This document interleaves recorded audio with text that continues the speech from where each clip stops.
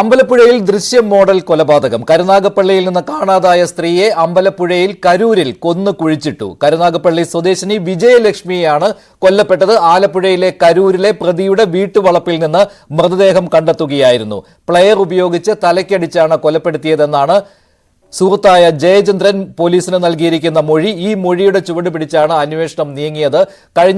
ഈ മാസം 6-ാം തീയതിയായിരുന്നു കാണാതായത്. കഴിഞ്ഞ 13-നാണ് സഹോദരി പരാതി കൊടുത്തത്, കാണാനില്ല എന്ന പരാതി കൊടുത്തത്. തുടർന്ന് പോലീസ് അന്വേഷണം നടത്തുകയായിരുന്നു. അതിനിടെ ഒരു KSRTC ബസ്സിൽ നിന്ന് കണ്ടെത്തിയ മൊബൈൽ ഫോണാണ് ഈ അന്വേഷണത്തിൽ വഴിത്തിരിവായത്. അത് വിജയലക്ഷ്മിയുടെ ഫോണായിരുന്നു. ഈ ഫോൺ പ്രതി KSRTC ബസ്സിൽ എറണാകുളത്ത് വെച്ച് ഉപേക്ഷിക്കുകയാണ് ഉണ്ടായത്. വിജയലക്ഷ്മി യാത്രയിലാണ് എന്ന് കാട്ടി അന്വേഷണം വഴിതെറ്റിക്കുക എന്നതായിരുന്നു പ്രതിയുടെ ഉദ്ദേശ്യം. ഈ മൊബൈൽ ഫോണിലെ നമ്പറുകളിൽ അന്വേഷണം നടത്തിയപ്പോഴാണ് പോലീസിന് ജയചന്ദ്രനെ കുറിച്ചുള്ള വിവരം കിട്ടിയതും അങ്ങനെ ചോദ്യം ചെയ്യലിൽ ഒടുവിൽ പ്രതിക്ക് കുറ്റം സമ്മതിക്കേണ്ടി വന്നതും. അല്പസമയം മുമ്പാണ് കരൂരിലെ വീട്ടുവളപ്പിൽ, അവിടെ നിർമ്മാണത്തിലിരുന്ന ഒരു വീടായിരുന്നു, പ്രതിയുടെ വീടിന് തൊട്ടടുത്തുള്ള വീടായിരുന്നു, അത് നിർമ്മാണത്തിലിരുന്ന വീടാണ്. അവിടെയാണ് പോലീസ് തെരച്ചിൽ നടത്തിയതും തറമാന്തി മൃതദേഹം പുറത്തെടുത്തതും. കൂടുതൽ വിവരങ്ങളുമായി ശരണ്യ സ്നേഹജൻ ചേരുകയാണ്. ശരണ്യ, പ്രതി നൽകിയ മൊഴി അത് കൃത്യമായിരുന്നു എന്നിപ്പോൾ തെളിഞ്ഞിരിക്കുകയാണല്ലോ. എന്തെല്ലാം വിവരങ്ങൾ ഇപ്പോൾ പോലീസിന് കിട്ടിയിട്ടുണ്ട്?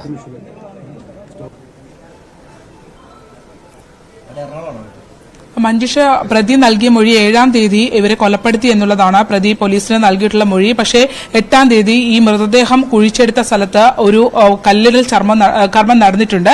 പക്ഷേ അവർ ഇത്തരത്തിലൊരു ഇവിടെ മറ്റു കുഴിയോ കാര്യങ്ങളോ ശ്രദ്ധയിൽപ്പെട്ടിരുന്നില്ല എന്നുള്ള വിവരമാണ് വ്യക്തമാക്കുന്നത്. എന്തായാലും 7-ാം തീയതി ഇവർ കൊല്ലപ്പെട്ടു എന്നുള്ള ഒരു കണക്കുകൂട്ടലിലാണ് പോലീസ് മുന്നോട്ട് പോയിക്കൊണ്ടിരിക്കുന്നത്.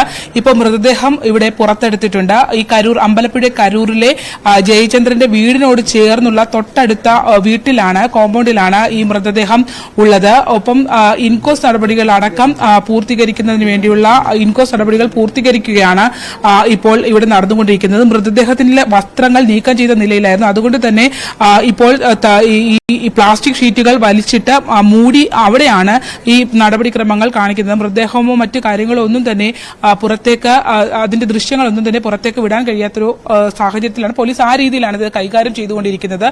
ആദ്യം ഈ കേസ് എത്തുന്ന ഒരു മിസ്സിംഗ് കേസായാണ് കരുനാഗപ്പള്ളി പോലീസ് ഈ കേസ് രജിസ്റ്റർ ചെയ്യുന്നത്. അതിനുശേഷം പിന്നീടാണ് ഇവരുടെ ഫോൺ കിട്ടിയതുമായി ബന്ധപ്പെട്ട്, അതായത് ഒരു സിനിമാ കഥ, ദൃശ്യം മോഡൽ എന്നൊക്കെ പറയാം, അതുപോലെ തന്നെ സിനിമാ കഥയോ വെല്ലുന്ന പോലെ മൊബൈൽ ഫോൺ ഒരു KSRTC ബസ്സിൽ എറണാകുളത്തേക്ക് എത്തിക്കുന്നു. എറണാകുളത്ത് ആ ഫോൺ ലഭ്യമാവുകയും ചെയ്യുന്നു. അതിനുശേഷം ആ എറണാകുളത്ത് നിന്നും ഈ ഫോണിനെ ഉടമ ആ ഫോൺ തേടി പോലീസിനെയോ അല്ലെങ്കിൽ ആ ഫോണിലേക്ക് വിളിക്കുകയോ ചെയ്യുന്നില്ല. പിന്നീട് 13-ാം തീയതി ഈ വിജയലക്ഷ്മിയുടെ സഹോദരി കരുനാഗപ്പള്ളി പോലീസിന് ഇത്തരത്തിൽ സഹോദരിയെ കാണാനില്ല എന്നുള്ള പരാതി നൽകുകയും ചെയ്യുന്നു. ഈ പരാതിയുടെ അടിസ്ഥാനത്തിൽ നടത്തിയ മൊബൈൽ അടക്കം കേന്ദ്രീകരിച്ച് നടത്തിയ പരിശോധനയിലാണ് ഇവർ കരൂർ എത്തി എന്നുള്ള വിവരം പോലീസിന് ലഭ്യമാവുകയും ചെയ്യുന്നത്.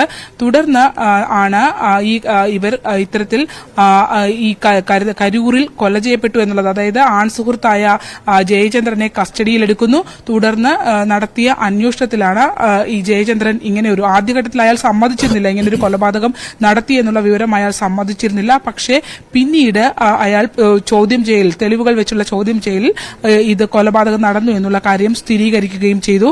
ആ സ്ഥിരീകരണത്തിന് ശേഷമാണ് പിന്നീട് അമ്പലപ്പുഴ പോലീസിനെ കരുനാഗപ്പള്ളി പോലീസ് വിവരം കൈമാറുകയും 2 പരിധിയിലുള്ള പോലീസ് സ്റ്റേഷനുകളിൽ നിന്നും ജോയിന്റ് ആയിട്ട് നടത്തിയ ഒരു അന്വേഷണത്തിന്റെ ഭാഗമായാണ് ഇപ്പോൾ ഇവിടെ മൃതദേഹം കണ്ടെടുത്തിട്ടുള്ളത്. രാവിലെ തന്നെ കരുനാഗപ്പള്ളി സിയുടെ നേതൃത്വത്തിലുള്ള സംഘം ഇവിടേക്ക് എത്തി, അമ്പലപ്പുഴ ഡിവൈഎസ്പിയുടെ നേതൃത്വത്തിലുള്ള സംഘവും എത്തി, കൊല്ലം ACP അടക്കമുള്ള ആളുകളും ഈ സ്ഥലത്ത് എത്തിയിട്ടുണ്ട്. ഈ വിജയലക്ഷ്മിയുടെ ഒരു പശ്ചാത്തലം എന്ന്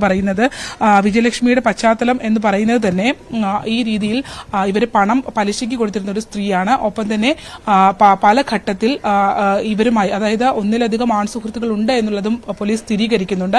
ഇതിനെ സംബന്ധിച്ച് നടന്ന തർക്കമാണ് അങ്ങനെ ഒരു കൊലപാതകത്തിലേക്ക് എത്തിയത്. അതായത് വിജയലക്ഷ്മിയെ ജയചന്ദ്രന്റെ ആവശ്യപ്രകാരം ഇവർ അമ്പലപ്പുഴയിലെ കരൂരിലെ വീട്ടിലേക്ക് എത്തുന്നു. ആ വീട്ടിലെത്തിയതിനു ശേഷം പിന്നീട് അവരുടെ ഫോണിലേക്ക് മറ്റൊരു ആൺസുഹൃത്തിന്റെ ഫോൺ വരുന്നു. അതേ തുടർന്നുണ്ടായ തർക്കമാണ് പിന്നീട് കൊലപാതകത്തിലേക്ക് പോയത്. പ്ലെയർ ഉപയോഗിച്ച് തലയ്ക്കടിച്ച് കൊലപ്പെടുത്തിയെന്നാണ് ഇയാൾ പോലീസിന് മൊഴി നൽകിയിട്ടുള്ളത്. പക്ഷേ തൊട്ടടുത്ത വീട്ടിൽ നിന്നും ഈ അടുത്ത പുരയിടത്തിലേക്ക് ഈ മൃതദേഹം എങ്ങനെ എത്തിച്ചു, മറ്റൊരാളുടെ സഹായം ഉണ്ടായിട്ടുണ്ടോ എന്നതൊക്കെ ഇനി അന്വേഷണ സംഘം കണ്ടെത്തേണ്ടതുണ്ട്. കാരണം ഇപ്പോൾ നിലവിൽ പോലീസിന്റെ മുന്നിൽ ഇയാൾ പ്രതി ഒറ്റയ്ക്ക് ഈ കാര്യങ്ങൾ ചെയ്തു എന്നുള്ളത് മാത്രമാണ്. എന്തായാലും കൊല ചെയ്യപ്പെട്ടു എന്നുള്ള വിവരം ലഭ്യമായതിനെ തുടർന്ന് മൃതദേഹം എവിടെയെന്ന് കണ്ടെത്തുക എന്നുള്ളതായിരുന്നു അന്വേഷണ സംഘത്തിന്റെ ആദ്യത്തെ വെല്ലുവിളി. അത് അന്വേഷണ സംഘം ഇപ്പോൾ പൂർത്തീകരിച്ചു കഴിഞ്ഞിരിക്കുന്നു. മൃതദേഹം വളരെ പെട്ടെന്ന് തന്നെ അവർക്ക് കണ്ടെത്താൻ കഴിഞ്ഞിട്ടുണ്ട്. തുടർന്നാണ് ഇപ്പോൾ ഈ മൃതദേഹം ഇനിയാണ് ഈ കേസിലെ മറ്റ് നടപടികൾ. ഇപ്പോൾ ഇൻക്വസ്റ്റ് നടപടി പൂർത്തീകരിച്ച് പോസ്റ്റ്മോർട്ടത്തിനായിട്ട് മൃതദേഹം ആശുപത്രിയിലേക്ക് മാറ്റും. പക്ഷേ ആ ഇൻക്വസ്റ്റ് നടപടികൾ തഹസിൽദാറുടെ ഒക്കെ നേതൃത്വത്തിലാണ്. കരുനാഗപ്പള്ളി സിയെയും അമ്പലപ്പുഴ സിയെ അടക്കമുള്ള ആളുകൾ നിന്നാണ് ഇൻക്വസ്റ്റ് പൂർത്തീകരിച്ചുകൊണ്ട് വരുന്നത്. ഒപ്പം ഇവരുടെ വസ്ത്രം മറ്റൊരു പുരയിടത്തിൽ കത്തിച്ചതായും കണ്ടെത്തിയിട്ടുണ്ട്. ഈ മൃതദേഹത്തിന് നല്ല പഴക്കമുണ്ട്. അതുകൊണ്ട് തന്നെ വലിയ ദുർഗന്ധമാണ് ഈ സ്ഥലത്ത് ഉള്ളത്. മറ്റ് നടപടിക്രമങ്ങൾ പൂർത്തീകരിച്ച ശേഷമാകും ഈ കേസ് സംബന്ധിച്ച വിശദാംശങ്ങൾ ലഭ്യമാവുള്ളൂ. കൊലപാതകം നടക്കുന്ന സമയത്ത് ഈ പ്രതിയുടെ വീട്ടിൽ മറ്റാരും ഇല്ലായിരുന്നു എന്നുള്ളതാണ് പ്രതി മൊഴി നൽകിയിട്ടുള്ളത്. ഭാര്യയും ഒപ്പം തന്നെ കുട്ടിയും മറ്റൊരിടത്തായിരുന്നു. ഭാര്യ ഹോം നേഴ്സായി ജോലിയാണ്. അവരെ മറ്റൊരിടത്ത് ജോലിക്കായി പോയിരിക്കുകയായിരുന്നു. കുട്ടിയും വീട്ടിലില്ലായിരുന്നു എന്നുള്ളതാണ്. താൻ ഒറ്റയ്ക്ക് കൊലപ്പെടുത്തിയെന്നാണ് പ്രതി ഇപ്പോൾ പോലീസിനോട് പറഞ്ഞിരിക്കുന്നത്. നമ്മൾ ഈ കൊലപാതകം നടന്നതായി കണ്ടെത്തിയ ഈ സ്ഥലത്ത് ഇവിടെ മൃതദേഹം കുഴിച്ചിട്ട സ്ഥലത്ത് മറ്റൊരാൾ വീട് വെക്കുന്നതിന് വേണ്ടി 8-ാം തീയതി തറക്കല്ലിട്ട സ്ഥലമാണ്. ശരണി, അതുപോലെ തന്നെ ഈ വിജയലക്ഷ്മിയെ കാണാനില്ല എന്ന് കാട്ടി പരാതി കൊടുത്ത ബന്ധുക്കൾക്ക് വിജയലക്ഷ്മി എങ്ങോട്ടാണ് പോയത് 6-ാം തീയതി അതിനെക്കുറിച്ച് വ്യക്തമായ വിവരം ഉണ്ടായിരുന്നില്ലല്ലോ. പക്ഷെ ഇവിടെ ഏറ്റവും നിർണായകമായത് ആ മൊബൈൽ ഫോൺ ആയിരുന്നുവല്ലോ. KSRTC ബസ്സിൽ നിന്ന് കണ്ടെടുത്ത മൊബൈൽ ഫോൺ. ഈ പ്രതി എന്താണ് പോലീസിനോട് നൽകിയിരിക്കുന്ന മൊഴി? ഈ മനഃപൂർവ്വം ഇക്കാര്യത്തിൽ കേസന്വേഷണം വഴിതെറ്റിക്കുന്നതിന് വേണ്ടി ഉണ്ടാക്കിയെടുത്ത ഒരു ദൃശ്യം സിനിമ കണ്ട് അതിൽ നിന്ന് പ്രചോദനം ഉൾക്കൊണ്ടു എന്ന രീതിയിലുള്ള മൊഴി കൊടുത്തിട്ടുണ്ട് എന്നൊക്കെ വാർത്തകൾ വരുന്നുണ്ട്. അങ്ങനെ തന്നെയാണോ? ആ രീതിയിൽ തന്നെയാണോ പ്രതിയുടെ മൊഴി?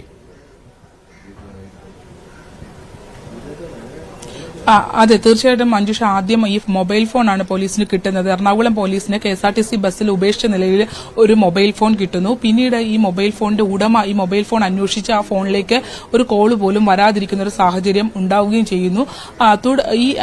ഈ ഫോണിനെ സംബന്ധിച്ച ഒരു കൗതുകം ആദ്യഘട്ടം മുതൽ തന്നെ അന്വേഷണ സംഘത്തിനുണ്ടായിരുന്നു.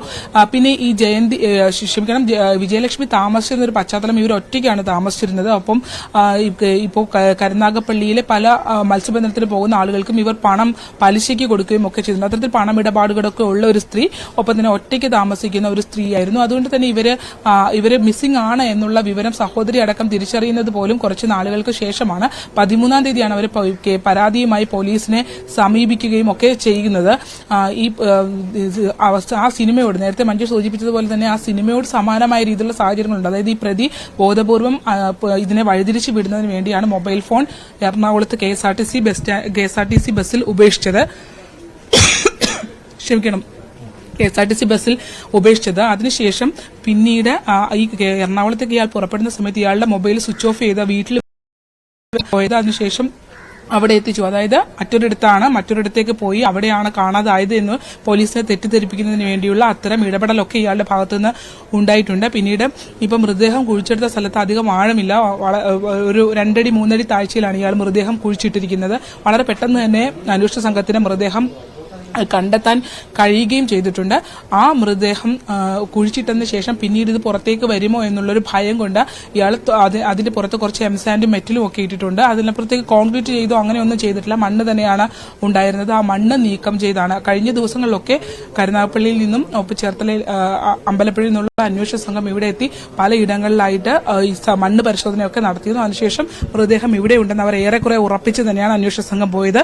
ഇന്ന് 10:30 പ്രതിയെ ഇവിടെ എത്തിച്ചു. അതിനുശേഷം ആണ് ഈ ഭാഗം തറപ്പോളം ഷീറ്റ് വലിച്ച് കെട്ടിയതിനു ശേഷമാണ് ഇപ്പോൾ മൃതദേഹം വളരെ പെട്ടെന്ന് തന്നെ അന്വേഷണ സംഘം കണ്ടെത്തി.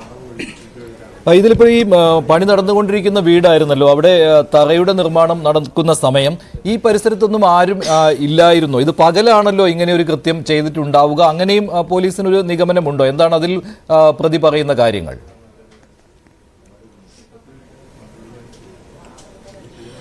മഞ്ജുഷ ആ വീട്ടിലല്ല, അത് നിർമ്മാണം നടന്നിരുന്ന വീട്ടിലല്ല മൃതദേഹം ഇട്ടിട്ടുള്ളത്. മൃതദേഹം ഇട്ടേക്കുന്നത് തൊട്ടടുത്ത് ഒരു കോമ്പൗണ്ടിലാണ് മൃതദേഹം ഉപേക്ഷിച്ചിരിക്കുന്നത്. അവിടെ കൊലപാതകം നടന്നത് അത്തരത്തിലൊരു നിർമ്മാണം നടന്ന സ്ഥലത്താണ്. പക്ഷേ മൃതദേഹം ഉപേക്ഷിച്ചിട്ടുള്ളത് ഈ തൊട്ടടുത്ത നമ്മൾ ദൃശ്യങ്ങൾ കാണുന്ന ആ വിജനമായ പറമ്പിലാണ് ഉപേക്ഷിച്ചിട്ടുള്ളത്. വീടിനോട് ചേർന്ന് തന്നെയാണ്. ഈ കൊലപാതകം നടന്നത് രാത്രിയിലാണ് എന്നുള്ളതാണ് പ്രതി പോലീസിനോട് സമ്മതിച്ചിട്ടുള്ളത്. അതായത് ഇവരെ വീട്ടിലേക്ക് വിളിച്ചു വരുത്തുന്നത് തന്നെ അമ്പലപ്പുഴ ക്ഷേത്ര ദർശനത്തിന് പോകാം എന്ന് അറിയിച്ചാണ് ഇവരെ വീട്ടിലേക്ക് വിളിച്ചു വരുത്തുന്നത് എന്നുള്ളതാണ്. അതിനുശേഷം പിന്നീട് വീട്ടിൽ വെച്ച് ഇവർ ഒരുമിച്ച് താമസിക്കുന്നു. വീട്ടിൽ വെച്ച് രാത്രിയിൽ മറ്റൊരു ആൺസുഹൃത്തിന്റെ ഫോൺ ഇവരുടെ ഫോണിലേക്ക് വരുന്നു, കോൾ ഇവരുടെ ഫോണിലേക്ക് വരുന്നു. അതിനെ തുടർന്നുണ്ടായ തർക്കം, അതായത് ഇവരുടെ മറ്റ് ബന്ധങ്ങളെ തുടർന്നുണ്ടായ തർക്കമാണ് ഒരു പ്രകോപനത്തിന്റെ ഭാഗമായി പ്ലെയർ എടുത്ത് തലയ്ക്ക് അടിച്ചത് എന്നുള്ളതാണ് ഇയാൾ ഇപ്പോൾ പോലീസിന് കൊടുത്തിട്ടുള്ള മൊഴി. കരുതിക്കൂട്ടി ഇവരെ വിളിച്ചു വരുത്തി കൊലപ്പെടുത്തിയതാണോ എന്നറിയില്ല. പക്ഷേ നിലവിൽ അങ്ങനെ ഒരു കരുതിക്കൂട്ടിയുള്ള കൊലപാതകമാണ് എന്നുള്ളൊരു നിഗമനത്തിലേക്ക് അന്വേഷണ സംഘം എത്തിയിട്ടില്ല. ആ ഒരു പെട്ടെന്നുള്ള പ്രകോപനത്തിന്റെ ഭാഗമായി ഇവരെ കൊലപ്പെടുത്താൻ ശ്രമിച്ചു എന്നുള്ളതാണ് പോലീസ് കരുതുന്നത്. ശരി, ശരണ്യ സേനയാണ് വിവരങ്ങൾ നൽകിയത്. ഒരു ദൃശ്യം മോഡൽ കൊലപാതകം വീണ്ടും നടന്നിരിക്കുകയാണ്. ആലപ്പുഴ അമ്പലപ്പുഴയിൽ കരൂർ എന്ന സ്ഥലത്താണ് ഇങ്ങനെ ഒരു കൊലപാതകം നടന്നിരിക്കുന്നത്. കഴിഞ്ഞ 6-ാം തീയതി കാണാതായ കരുനാഗപ്പള്ളി സ്വദേശിയായ വിജയലക്ഷ്മിയുടെ മൃതദേഹമാണ് അല്പസമയം മുമ്പ് നിർമ്മാണം നടന്നുകൊണ്ടിരിക്കുന്ന ഒരു വീടിന്റെ സമീപത്ത് നിന്ന് കണ്ടെടുത്തത്. ജയചന്ദ്രൻ എന്ന സുഹൃത്താണ് കൊലപാതകം നടത്തിയത്. ജയചന്ദ്രൻ ഇക്കാര്യം നേരത്തെ പോലീസിനോട് സമ്മതിച്ചിരുന്നു. ഒരു മൊബൈൽ ഫോൺ കേന്ദ്രീകരിച്ച് നടത്തിയ അന്വേഷണമാണ് ഈ ഒരു കേസിന്റെ ചുരുളഴിക്കാൻ പോലീസിനെ സഹായിച്ചത്. 6-ാം തീയതി കാണാതായി എങ്കിലും 13-ാം തീയതിയാണ് പോലീസിന് ബന്ധുക്കളിൽ നിന്ന് പരാതി കിട്ടുന്നത്. അതിനുശേഷം ഒരു KSRTC ബസ്സിൽ നിന്നാണ് ഉപേക്ഷിച്ച ഒരു മൊബൈൽ ഫോൺ കണ്ടെത്തിയത്. ഈ മൊബൈൽ ഫോണിലെ നമ്പറുകളിലേക്ക് പോലീസ് ബന്ധപ്പെടുകയുണ്ടായി. തുടർന്നാണ് ജയചന്ദ്രൻ എന്ന ഒരു വ്യക്തി പലതവണ ഈ നമ്പറിലുള്ള ആളുമായി വിളിച്ചിട്ടുണ്ട് എന്നുള്ള കാര്യം ബോധ്യപ്പെട്ടതും ജയചന്ദ്രനെ ചോദ്യം ചെയ്തതിൽ നിന്ന് ഒടുവിൽ കുറ്റം സമ്മതിക്കുകയും ഉണ്ടായി. സുഹൃത്തായിരുന്നു വിജയലക്ഷ്മിയുടെ ജയചന്ദ്രൻ. പെട്ടെന്നുള്ള പ്രകോപനമാണ് കൊലപാതകത്തിന് കാരണം എന്നാണ് ജയചന്ദ്രൻ പോലീസിന് നൽകിയിരിക്കുന്ന മൊഴി. അല്പസമയം മുമ്പാണ്